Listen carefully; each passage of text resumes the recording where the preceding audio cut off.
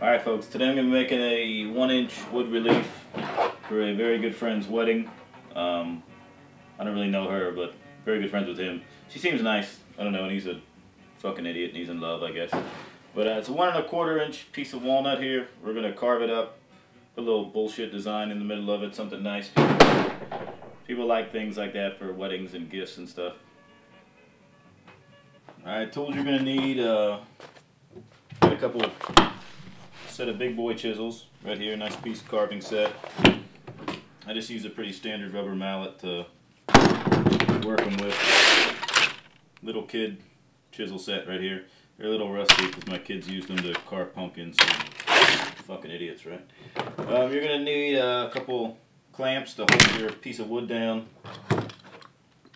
Sorted router set, which works well with a router, which that's what this is, a router. And just a standard framing square. Oh, and a pencil. That'll all be good. So I like to mark it at 1¼ all around, and you let the square do the talking. You know what I mean? Again, you know, I don't get too hung up on what I'm going to make.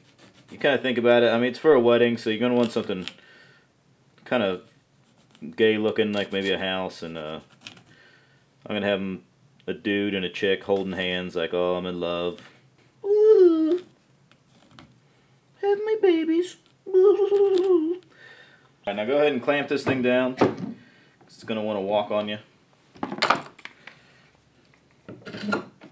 For this next bit, I would start with just kind of a standard straight chisel. As you'll notice with the chisel, it's got a beveled edge.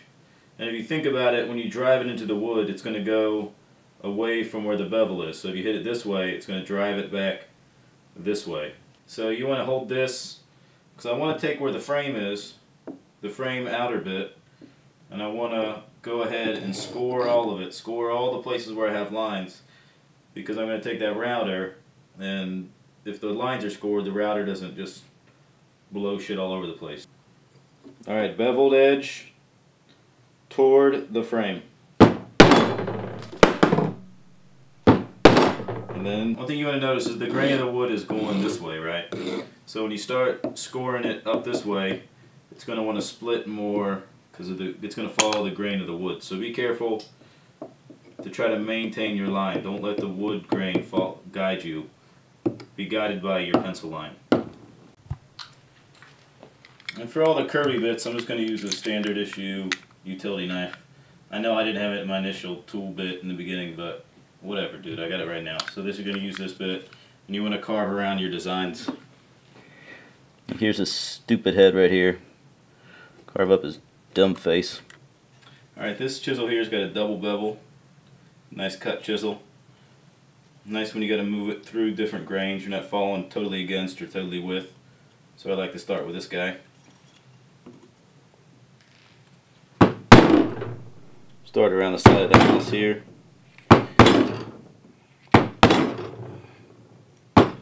Again, this part don't need to be perfect because all this bit here is going to get, like, this is in farther back, so more's coming out here, lots coming out here.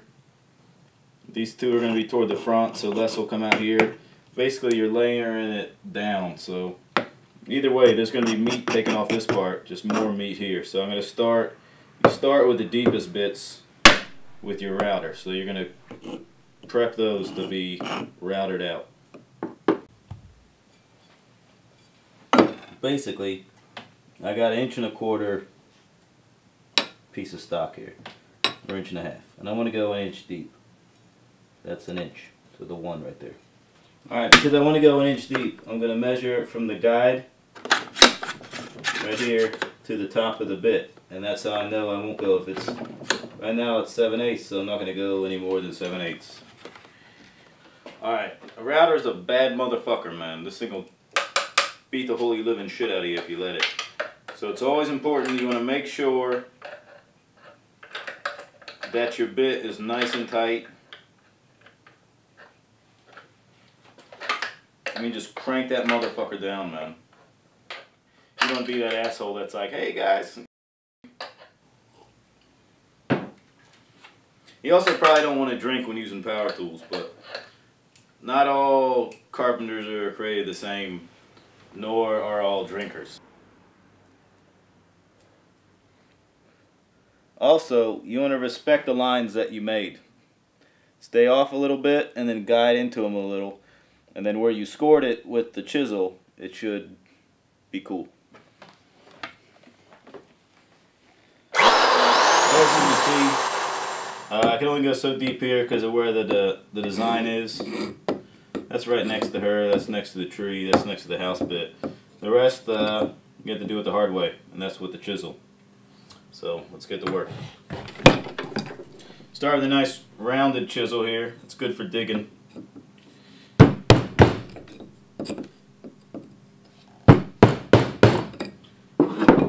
Periodically, when you get a little bit farther down, you're going to use your straight beveled chisel to maintain your line.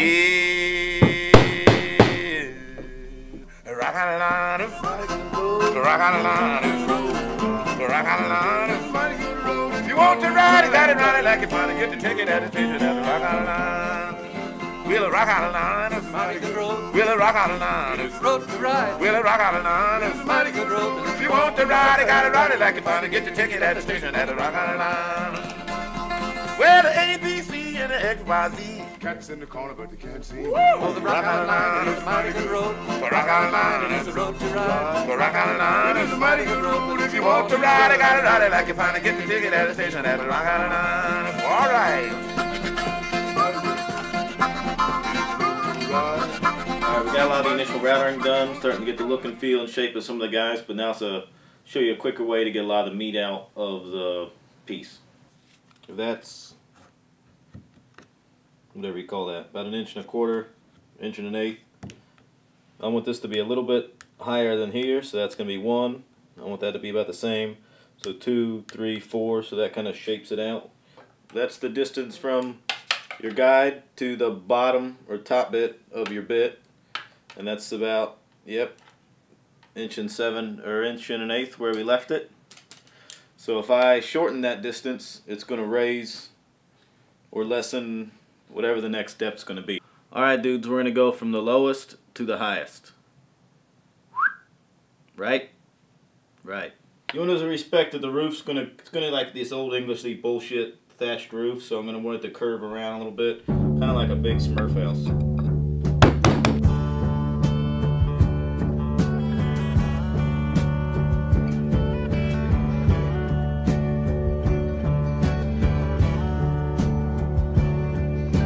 Yesterday, any way you made it was just fine. So you turned your days into nighttime. Didn't you know you can't make it without ever even trying? And something's on your mind.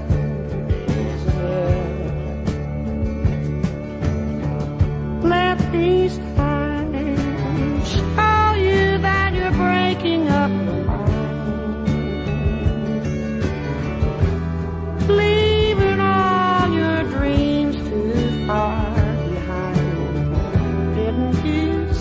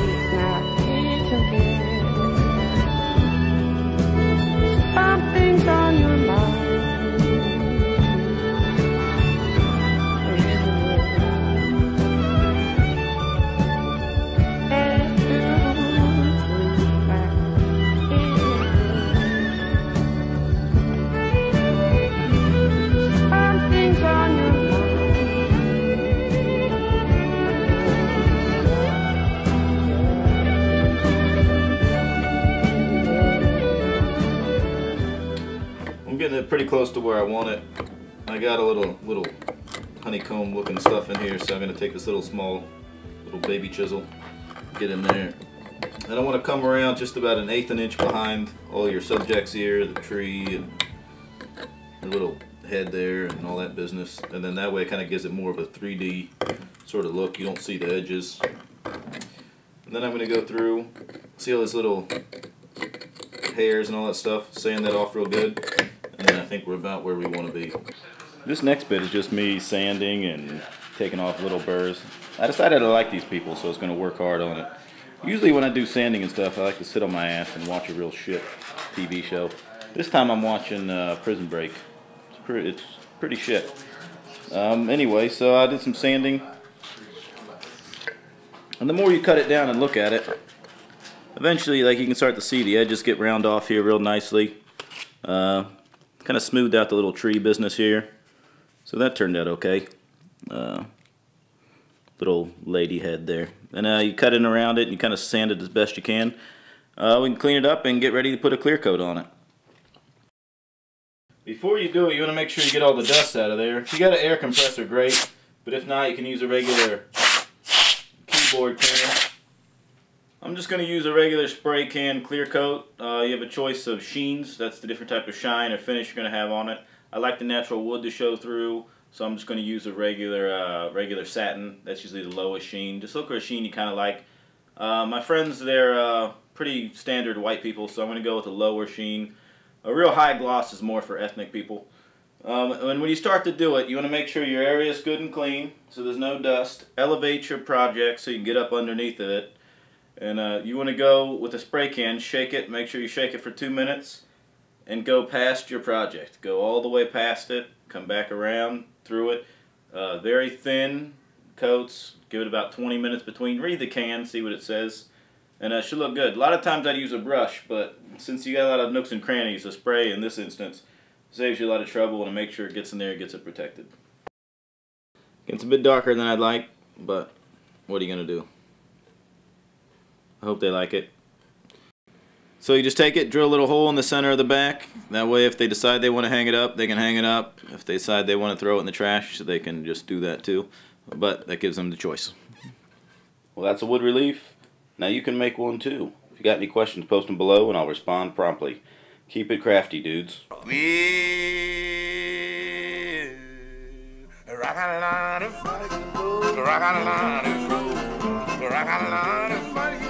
You want to ride it like you finally get to take it at the station at the rock.